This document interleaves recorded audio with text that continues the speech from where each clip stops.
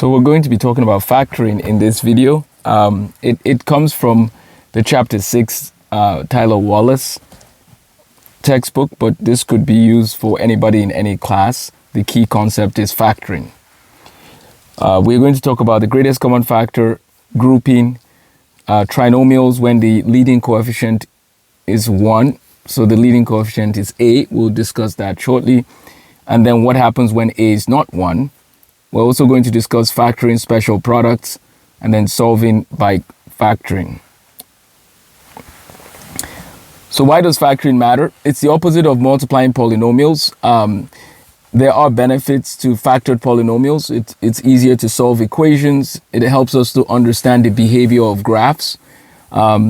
It can help us with our work with fractions, simplifying complex expressions.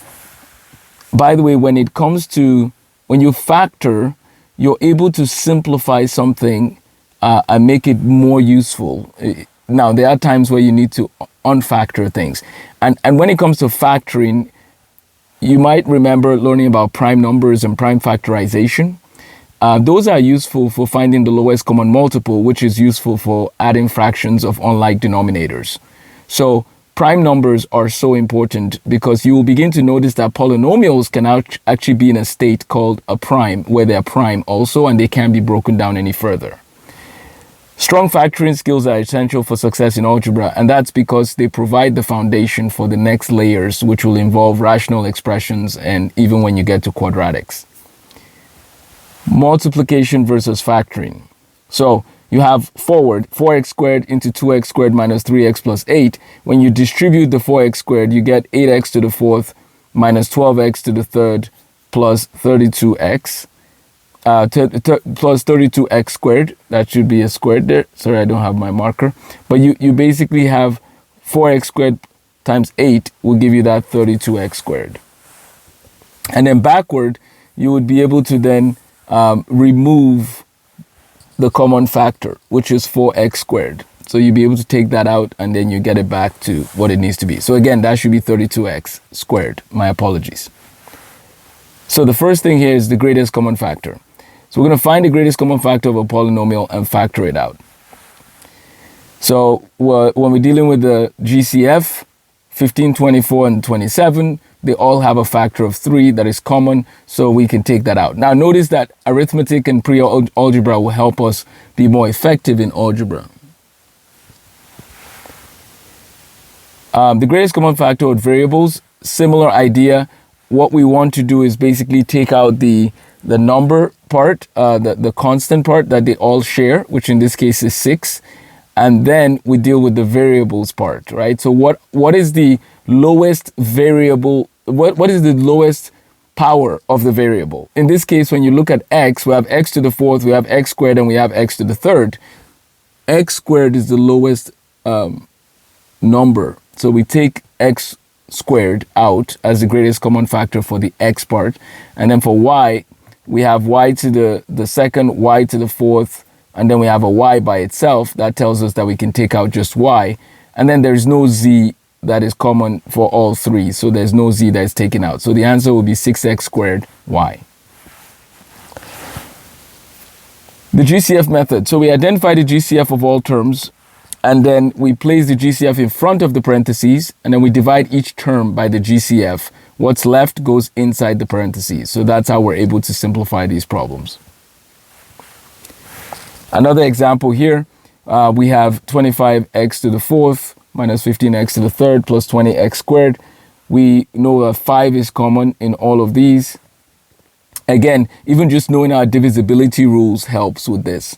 And then we take out the 5, and then for x, we know that x squared is the lowest power of x, and that would be the one we take out. And then we divide everything inside the parentheses by 5x squared.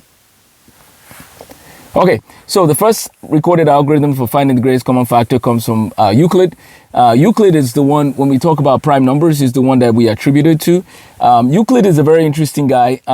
We should do a project on him. Normally we learn about him in geometry, but I honestly think that we can learn algebra and geometry simultaneously and use geometry as a way to better understand other aspects of math, right? So it's kind of like your balanced diet. You need some carbohydrates, but you also need some vitamins and minerals. So geometry gives us a different dimension. It also gives us a rigorous, logical thinking, mind, I would say.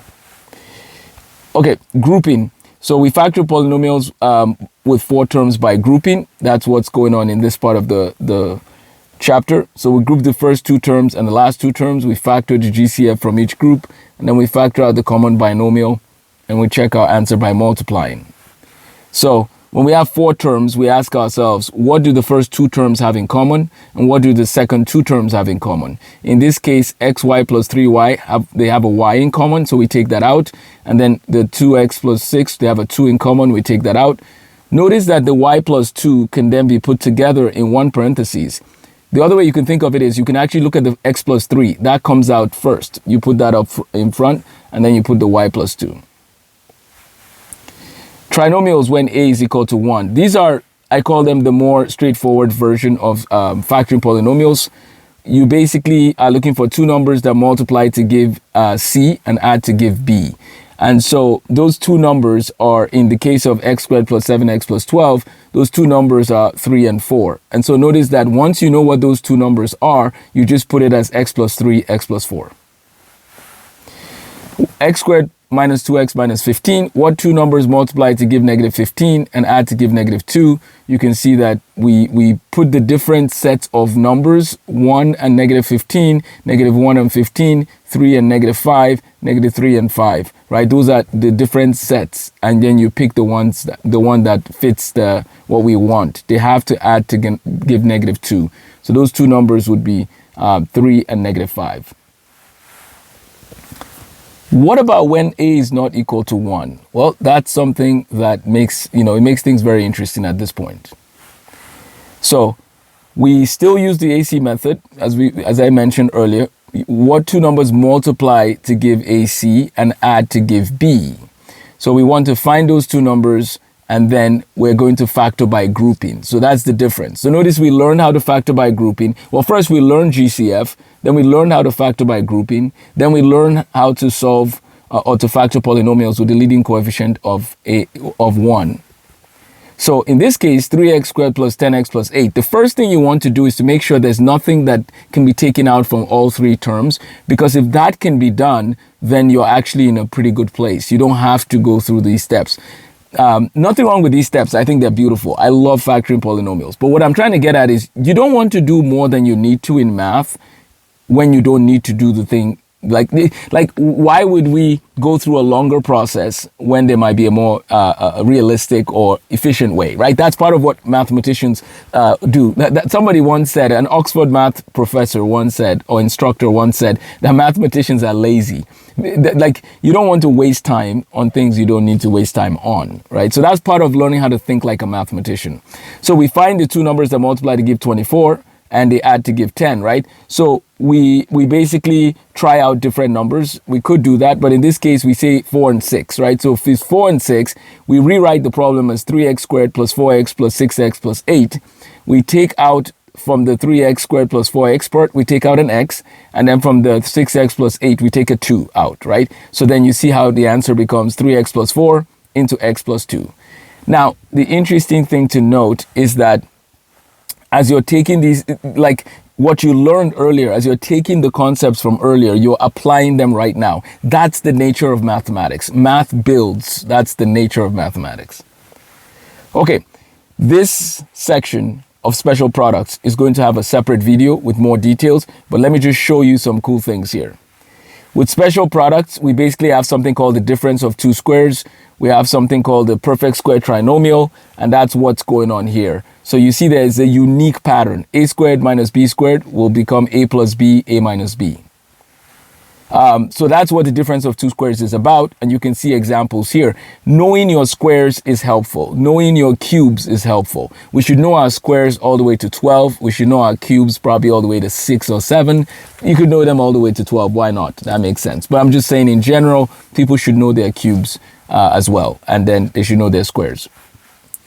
So the perfect square trinomials part, you can see the pattern. You could see the pattern, it's helpful, but honestly, you can also just use AC method.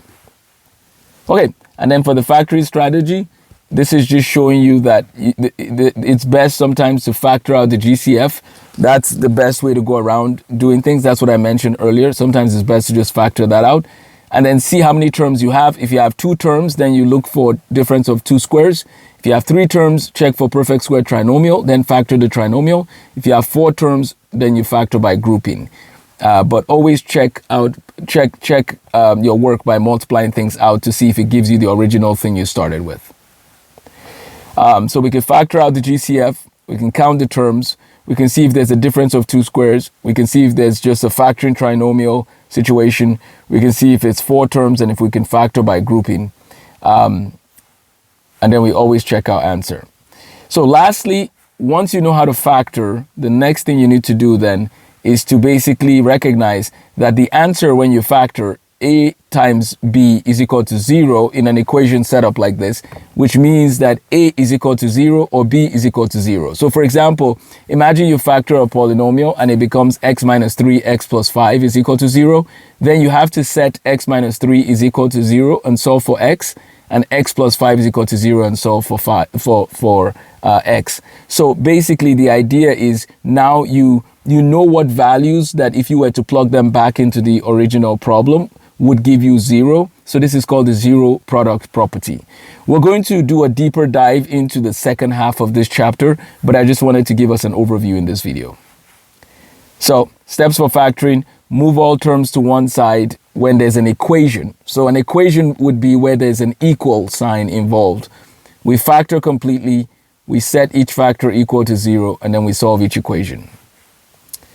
So here's another example. X squared plus 3x is equal to 18. We have to move that 18 over to the left side, and then we have x plus 6 into x minus 3. And so we solve for each of them, and we get x is equal to negative 6, and x is equal to 3.